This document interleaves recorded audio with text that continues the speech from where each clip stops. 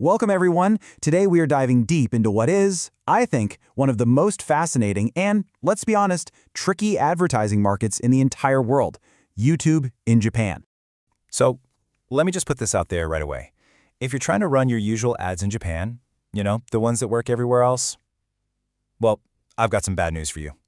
They're going to fail. Probably, spectacularly. But hey, don't worry. That's why we're here. This whole explainer is going to break down exactly why that happens and, even better, how to actually get it right. And really, the core of it all comes down to a total shift in mindset. You see, in the West, we're used to ads that are super direct, right? They make these big, bold claims, tell a story visually. But in Japan, it's the complete opposite.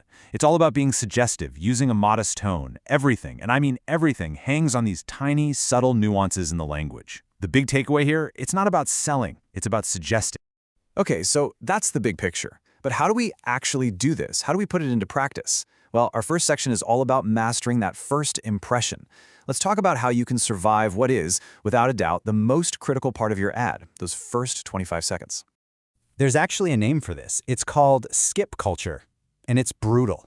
You have this tiny window, we're talking maybe 20-25 seconds tops, to earn the viewer's attention. If they get even a whiff of ambiguous language or misleading words, or, and this is a big one, Japanese that sounds just a little bit off, a little unnatural, boom, they're gone. Instant skip. You absolutely cannot afford a slow buildup. And that brings us to another key idea here, telop culture. Now, telop, that's just the on-screen text, the subtitles. And in Japan, it's not optional. It's an absolute must. Viewers literally expect it. But here's the catch, and it's a huge one. They can't stand flashy over-the-top effects. What they want are calm visuals with clean, simple, readable captions. It's reassuring. It lets the viewer kind of relax and actually take in what you're saying. All right, so now we're going to build on that foundation. And honestly, this next part is probably the most important section of this entire guide. We're calling it the art of implied expression. A good way to think about it is like you're learning to speak the local dialect of advertising. Okay, first things first. You gotta know the danger zones, the high-risk areas. Japanese ad reviews are, well, they're some of the toughest on the planet, especially when it comes to certain categories. If you're running ads for finance, investment, healthcare, supplements, or even something like a side hustle, just know you are under a massive microscope. Even personal storytelling ads get looked at with incredible scrutiny. So let's take a look at a claim like this. 80% of testers felt the effects. Seems pretty standard, right? You see stuff like that all the time in other markets. Well, in Japan? Nope. Absolutely forbidden on YouTube. Why? Because it's seen as a hard numerical claim that's impossible to prove for every single person. So it's just an immediate no. And this right here, this is the perfect example of the solution. This is how you make that shift from a direct claim to what we call implied value. You absolutely cannot say, this product will change your life. That's a direct promise you just can't prove. So instead, you pivot. You say something more like, sometimes a choice can change your future. You feel that difference? It's suggestive, it's a little poetic, and most importantly, it lets the viewer connect the dots on their own. At the end of the day, it's all about conveying value through atmosphere.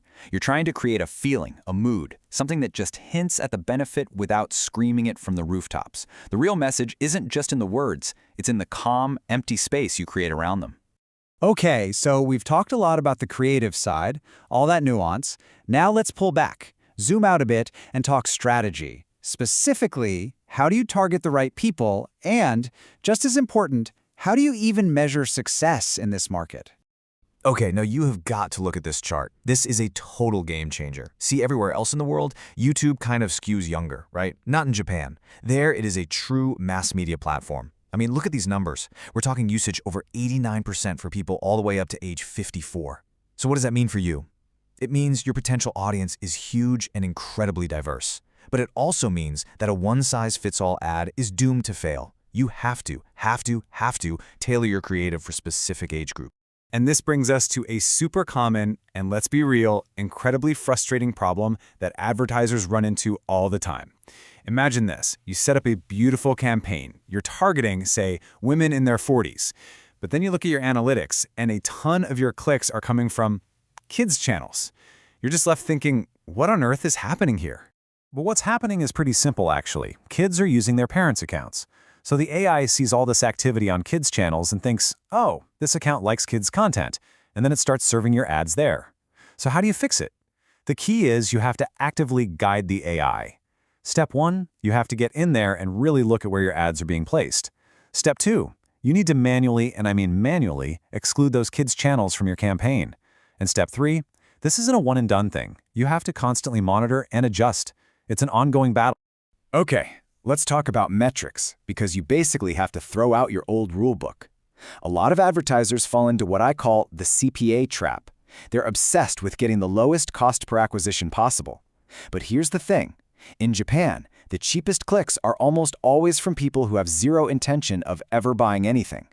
You're much better off aiming for what we call a quality CPA.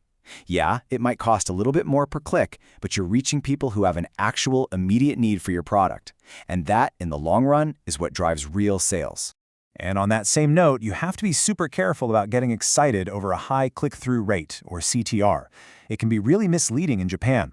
There's this deep-seated skepticism among consumers because of a history of super aggressive advertising. So yeah, people might click on your ad just out of curiosity, but they will absolutely not convert if it feels even a little bit pushy.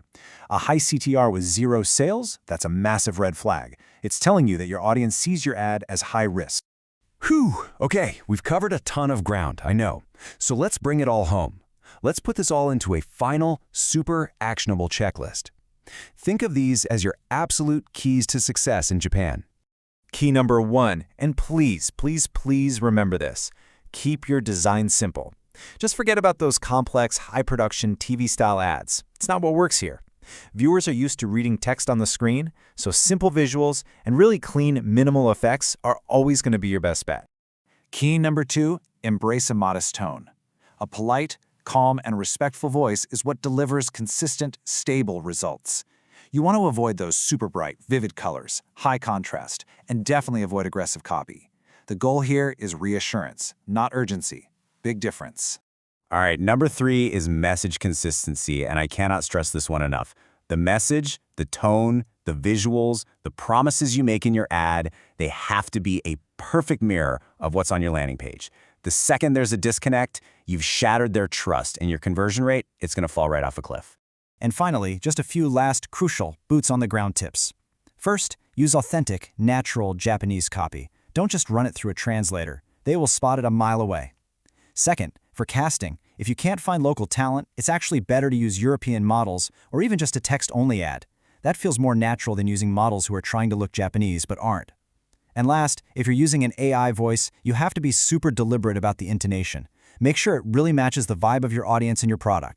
So when you boil it all down, it comes to one fundamental question you have to ask yourself. Are you ready to stop selling and start suggesting? Because when it comes to advertising in Japan, that's it. That's the only way you're going to win.